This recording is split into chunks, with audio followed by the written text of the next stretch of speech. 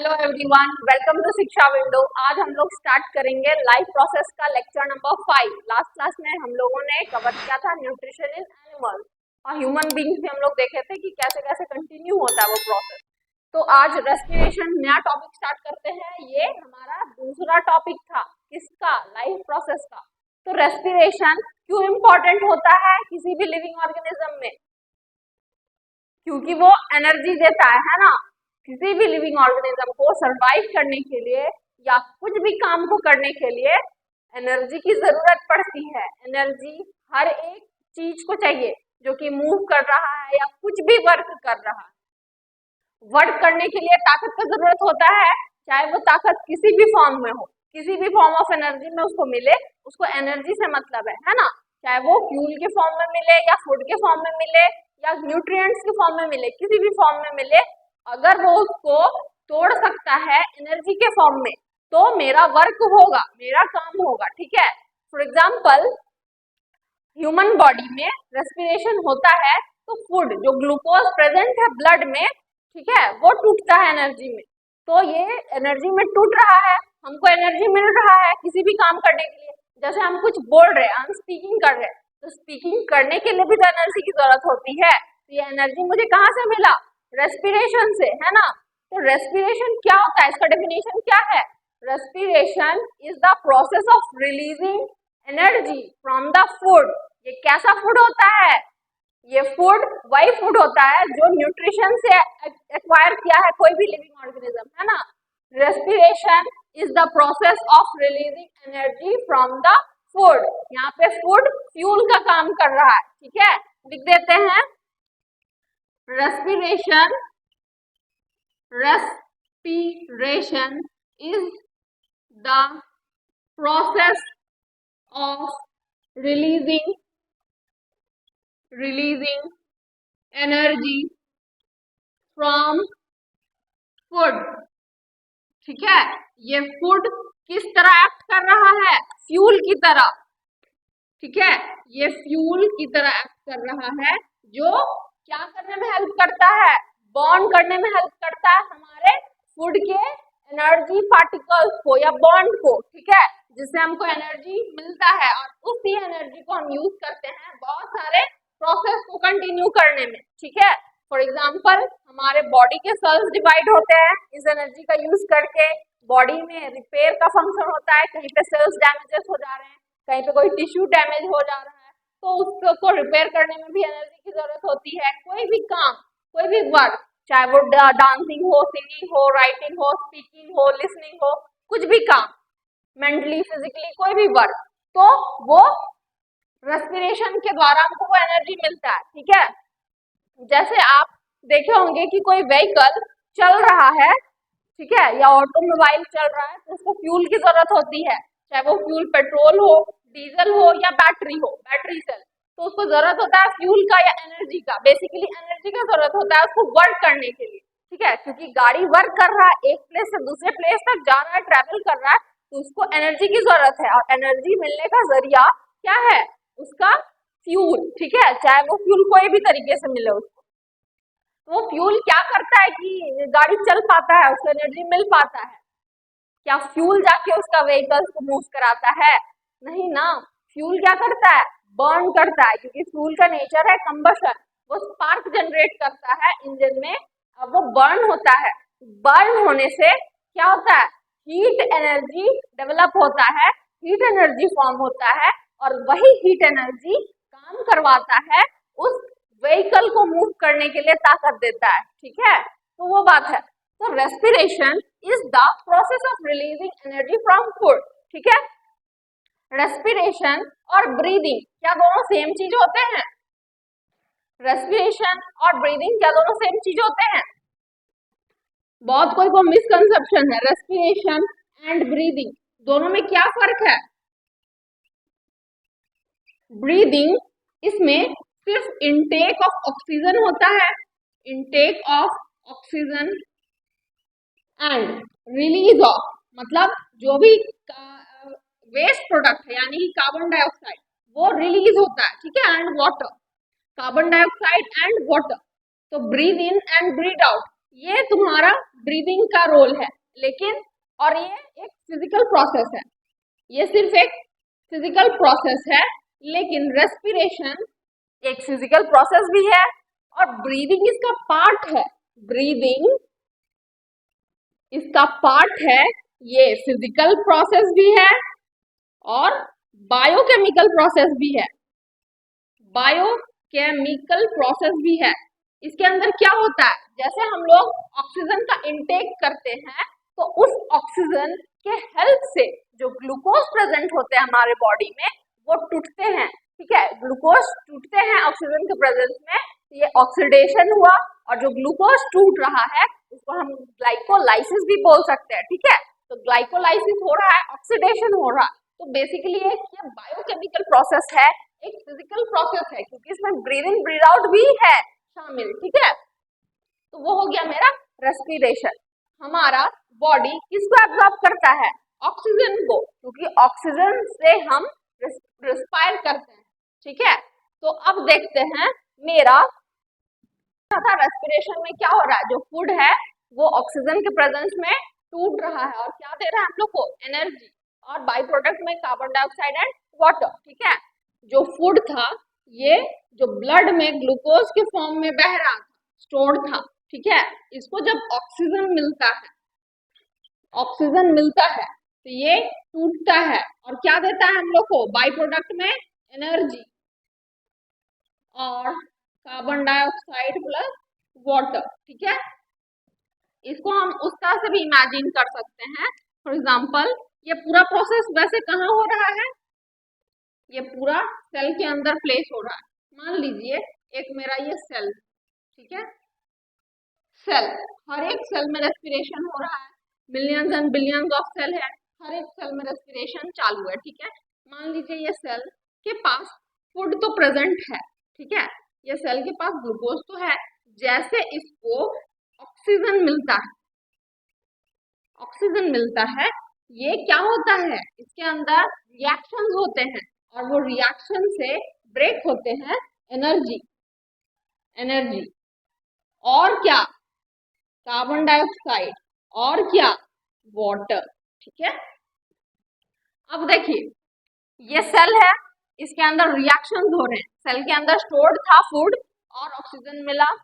अच्छा ये सेल के अंदर फूड कहाँ से आया, ये वो न्यूट्रिशन से जो न्यूट्रिएंट एब्जॉर्ब किया था हमारा बॉडी या कोई भी लिविंग ऑर्गेनिज्म का बॉडी, तो वो ब्लड के थ्रू ट्रांसपोर्ट हुआ या कुछ भी के थ्रू ट्रांसपोर्ट हुआ, तो वो सेल के अंदर था ना, सेल के अंदर सबको मिल गया था हिस्सा खाना का, यही तो था मेरा एजिमिलेशन। तो एजिमिलेशन हो चुका था, फूड था सेल के पास, अब ऑक्सीजन मिला और फिर वो टूट गया एनर्जी में, कार्बन डाइऑक्साइड में और वाटर में। तो इस ये मेरा जनरल सा इक्वेशन है, ठीक है, रेस्पिरेशन का। अब हम देखते हैं कि ये एनर्जी जो रिलीज हुआ, ये एनर्जी जो रिलीज हुआ वो किस तरह से बॉडी में स्टोर्ड है या किस तरह से यूज हो रहा है, उसका एप्लीकेशन किस तरह से है, तो हम थोड़ा उसको देखते हैं, मिटाते हैं, इधर देखते हैं। ये जो एनर्जी था, ये जो एनर्जी था ये बेसिकली फूड से जब एनर्जी मिलता है तो ये स्टोर हो जाता है एटीपी के फॉर्म में। ये एटीपी क्या है, एडिनोसिन ट्राइफॉस्फेट, एडिनोसिन ट्राइफॉस्फेट, ठीक है।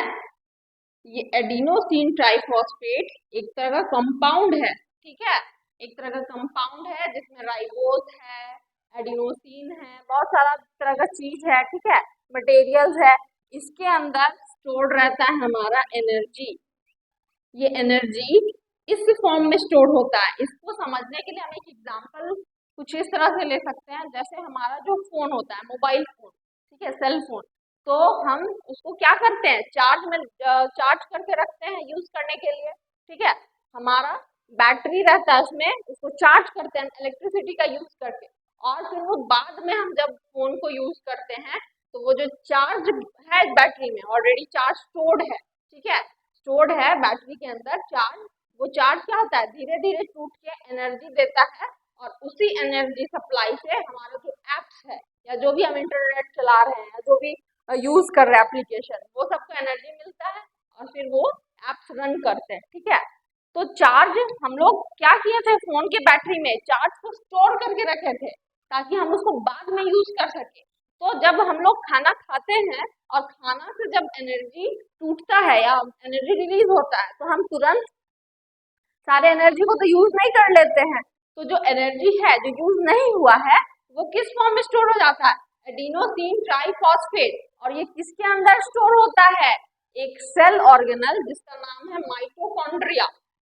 हम लोग पढ़े थे ना 9th में सेल ऑर्गेनल। तो एक सेल ऑर्गेनल है जिसको माइटोकॉन्ड्रिया बोलते हैं। इसका दूसरा नाम क्या था, power house of the cell. इसी के कारण इसको power house of the cell बोलते हैं क्योंकि एनर्जी को स्टोर करके रखता है। और जब रेस्पिरेशन में ये होता है, मतलब जब जरूरत होता है बॉडी को, ठीक है, तो यही माइटोकॉन्ड्रिया क्या करता है, उस एनर्जी को दोबारा रिलीज करता है और काम करवाता है। ठीक है, उसको बोलते हैं हम लोग कर्ब्स साइकिल। वो आगे पढ़ेंगे हम लोग। अभी एडिनोसिन ट्राइफॉस्फेट पे बात हो रही है, एटीपी। इसमें ट्राइफॉस्फेट कंपाउंड है, आयन है, इसलिए इसका नाम पड़ा है एडिनोसिन ट्राइफॉस्फेट। ये एनर्जी को कुछ इस तरह से चार्ज में स्टोर करके रखता है। ठीक है, इक्वेशन आगे देखेंगे हम लोग। अभी देखते हैं टाइप्स ऑफ रेस्पिरेशन। तो मेरा टाइप्स ऑफ रेस्पिरेशन में क्या है, दो तरह का रेस्पिरेशन होता है, पहला एरोबिक, दूसरा एनएरोबिक। एरोबिक में क्या होता है, हमको ऑक्सीजन का जरूरत होता है रेस्पिरेशन में, और एनएरोबिक में ऑक्सीजन का जरूरत नहीं होता है, वो without the presence of oxygen भी हो सकता है, in the absence of oxygen. और एरोबिक में हमको ऑक्सीजन का जरूरत होता है। ठीक है, एरोबिक रेस्पिरेशन में हमको ऑक्सीजन का जरूरत होता है। यहाँ लिखते हैं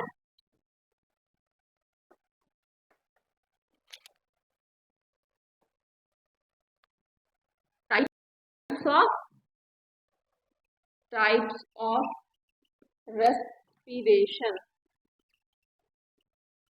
पहला होता है एरोबिक,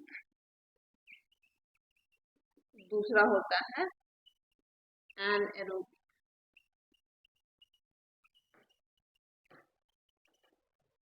रेस्पिरेशन, इसमें ऑक्सीजन का जरूरत पड़ता है, इन प्रेजेंस ऑफ ऑक्सीजन होता है, और ये इन एब्सेंस ऑफ ऑक्सीजन होता है। Example human beings, human being या फिर फिश बोल सकते हैं, डॉग एटसेट्रा, कैटल। इसमें एग्जाम्पल ईस्ट है ना, ईस्ट हो गया, फंजाई हो गया, ये सब में एनारोबिक रेस्पिरेशन होता है। ठीक है, अब एरोबिक रेस्पिरेशन में क्या होता है, जब मेरा ग्लूकोज ग्लूकोज ये कैसा कंपाउंड है, ये 6 कार्बन कंटेनिंग कंपाउंड है, C6H12O6 ग्लूकोज का केमिकल फॉर्मूला है। इसमें कितना कार्बन एटम है, 6 है ना। तो जब ये टूटता है यानी कि ग्लाइकोलाइसिस, ग्लूकोज टूट रहा है तो हम क्या बोलेंगे, ग्लाइकोलाइसिस। जैसे वाटर टूटता था तो हम उसको हाइड्रोलाइसिस बोलते थे ना, वाटर ब्रेक डाउन करता था ऑक्सीजन में और हाइड्रोजन मॉलिक्यूल में, तो उसको हाइड्रोलाइसिस बोलते थे। सिमिलरली जब ग्लूकोज ब्रेक डाउन कर रहा है तो हम उसको क्या बोल रहे हैं, ग्लाइकोलाइसिस। तो ये 2 पाइरुवेट देता है, 2 पाइरुवेट देता है, 2 पाइरुवेट मॉलिक्यूल। ये पाइरुवेट मॉलिक्यूल क्या है, ये एक 3 कार्बन कंटेनिंग कंपाउंड है, 3 कार्बन कंटेनिंग कंपाउंड है। ठीक है, अब ये पाइरुवेट फर्दर ऑक्सीजन लेता है, ऑक्सीजन लेता है किसमें, माइटोकॉन्ड्रिया के अंदर, माइटोकॉन्ड्रिया के अंदर, और फिर ये टूटता है किसमें, carbon dioxide plus water plus ATP.